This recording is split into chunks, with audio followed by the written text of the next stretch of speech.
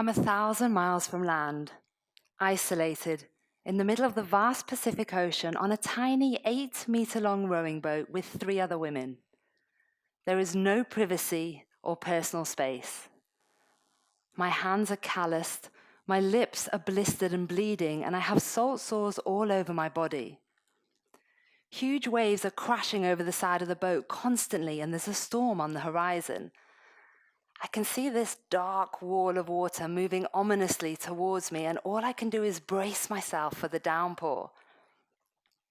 I'm rowing as hard as I can, but due to the winds and the currents, we're actually traveling backwards.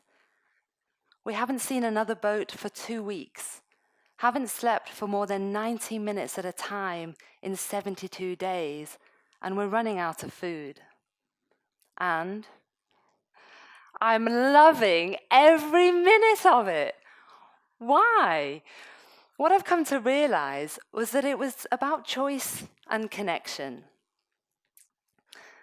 The plan was to row from San Francisco, mainland America, to Cairns in Australia in a 3-stage row, making 2 stopovers, one in Hawaii and one in Samoa, to restock the boat with food and supplies, do any necessary boat maintenance, and to swap in 1 team member. However, as is quite often the case in life, things don't always go according to plan.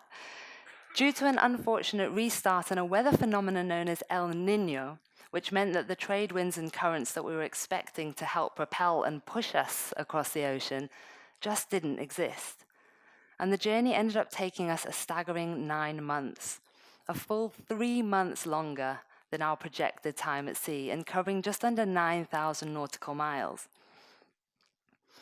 Now might be a good time to mention that I had never rowed before embarking on this project. And if I'm very honest, I will probably never row again, not even outside. We were a crew of 4 on the boat at any one time, and we rowed in pairs in 2-hour shifts, 2 hours on, 2 hours off, 24 hours a day. When we weren't rowing, we would spend time inside the cabins, which, to give you some kind of perspective, is about the size of a single bed.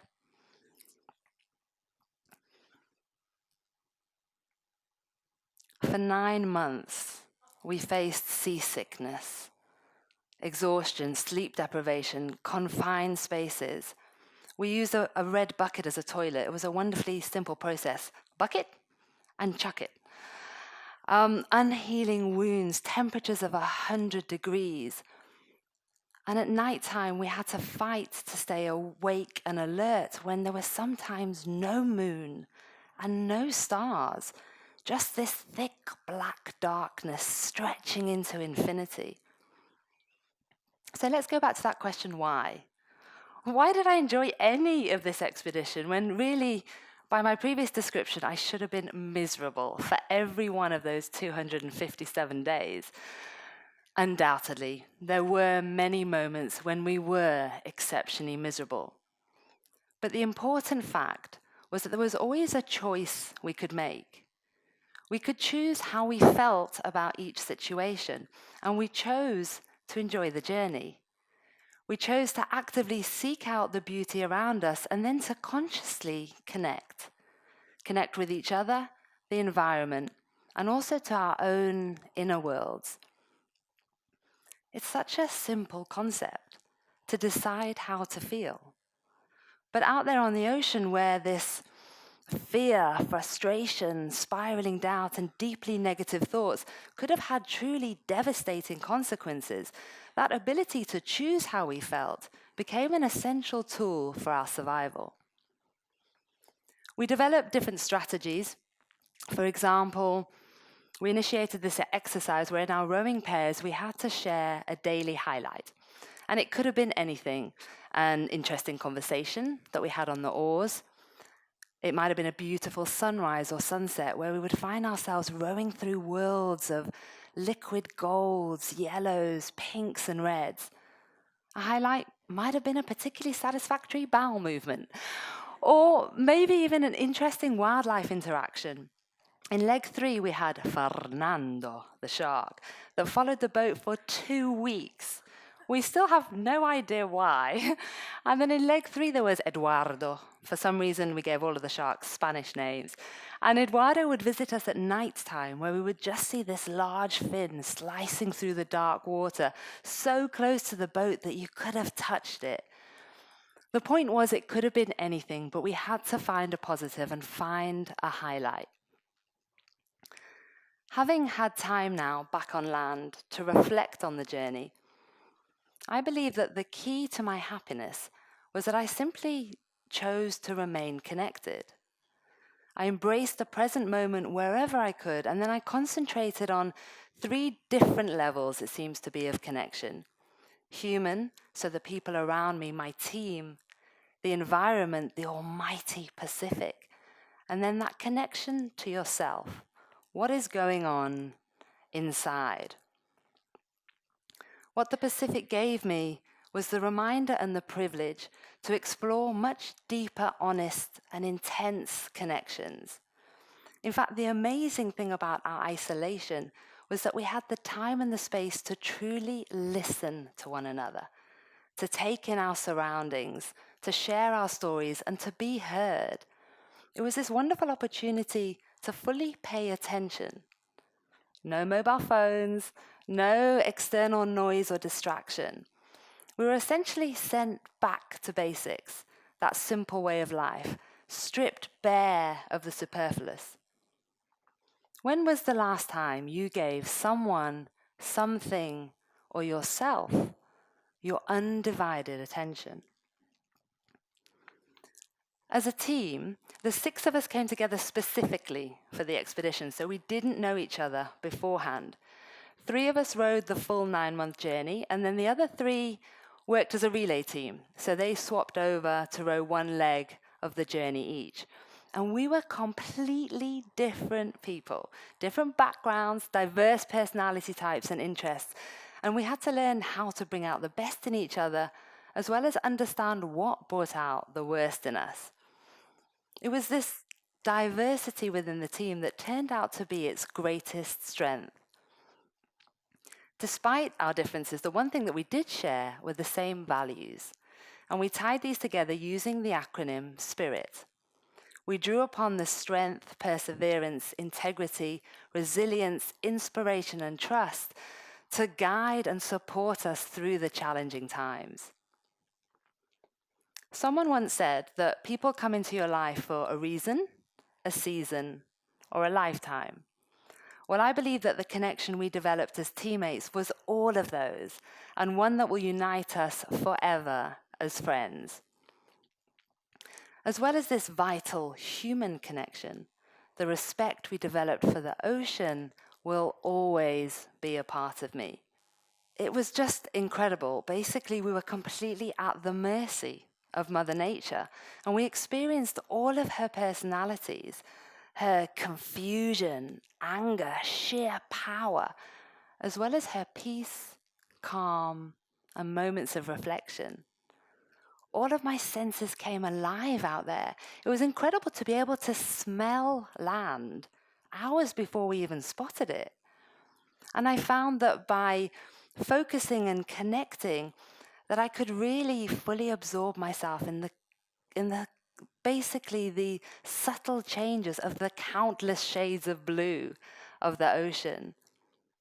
I would spend hours staring at the light, glittering and dancing across the surface of the water, or the shifting shapes of the clouds above in the sky.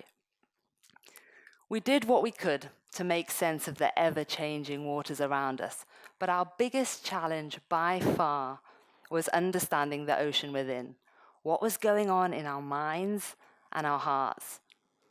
As individuals, we all had our own inner struggles and mental demons to battle. We could remind one another of strategies and also remind one another that we could only control the controllable. But then we had to find our own way to deal with the rest. For me, it was all about celebrating small successes and the little things along the way rather than concentrating on the negatives. When things got too overwhelming, I would simply break them down into manageable sized chunks and then literally take it stroke by stroke. I used different techniques, which included imagery, mantras, and breathing to constantly recenter my thoughts and bring myself back to the moment and to accept that moment. Or, if all else failed, I found that a good old-fashioned war cry out to the 360-degree horizon, always made me feel a little bit better. But did I learn anything useful? I believe that we should always do things that we are passionate about. So I discovered that I can dance anywhere, even in the middle of the Pacific on the most unstable dance floor. And that music, for me, particularly cheesy pop or a little bit of salsa, has the power to help me forget my problems momentarily. It helped me forget my salt sores and my pressure wounds on my backside. Sometimes the best way to deal with situations is by using humor and laughing your way through them. I learned that the thing I disliked the most about nighttime rowing was the giant flying fish that would smack you in the side of the face, or these small ones that would fly down the collar of your jacket and absolutely stink. It was thoroughly unpleasant, but we had to laugh. Or, unlike Izzy, who rowed with us in leg one, and she found out that she could narrate a film word for word. Seriously, so in a 2-hour rowing shift, she would distract and entertain us with Forrest Gump, Lord of the Rings trilogy, Pretty Woman. It was incredible. I discovered, much to my disappointment, that I could not do that. But more seriously, I now have first-hand proof of how wonderfully adaptable we all are as human beings. And then when we have focus and unquestioning self-belief, our minds are an incredibly powerful tool. And we can be anyone and do anything that we choose. And that we all have this inner warrior, this inner strength that comes to us when we need it the most. I wholeheartedly believe that we can all benefit hugely from deepening connections in our lives and with the world around us. Back on the Pacific, there was this one night that was the most silent and still that I have ever seen. And the stars reflected so perfectly in the water that it felt as though we were rowing through the galaxy. And then suddenly this sound broke the eerie silence, and we heard this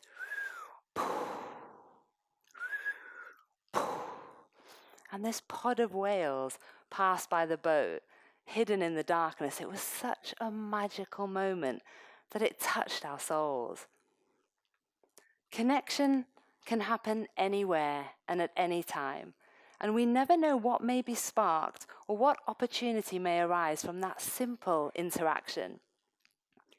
Connecting to the environment has the ability to revive, invigorate, inspire, and to move you emotionally. A powerful human connection could broaden your horizons and send you on a completely new path or journey.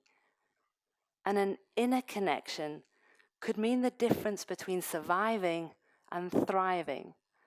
The thing that unleashes our greatest power and drives us to carry on, even in the most trying of situations. Our perspectives will always shift and change, depending on our life circumstances and experiences. But whatever challenges we find ourselves facing, I know now that there is always a way to make it across that ocean. We may have crossed our literal Pacific, but I believe that we all have our own Pacific to cross. Thank you.